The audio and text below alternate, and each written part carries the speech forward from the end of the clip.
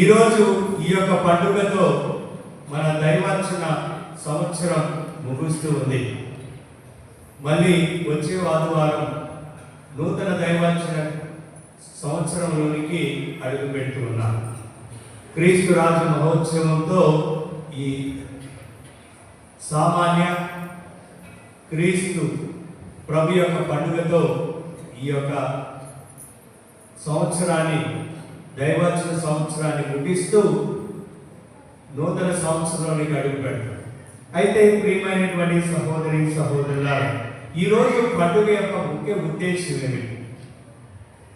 క్రీస్తు రాజు మహోత్సవాన్ని కొనియాడుకున్నటువంటి ఆ మహత్యం ఏమిటి? మన తల్లి శ్రీ సభ ఈ మహోత్సవాన్ని ఎందుకని కొనియాడమని మనందరినీ కోరుతుందంటే, ప్రియమైనటువంటి సహోదరి సహోదరులారా,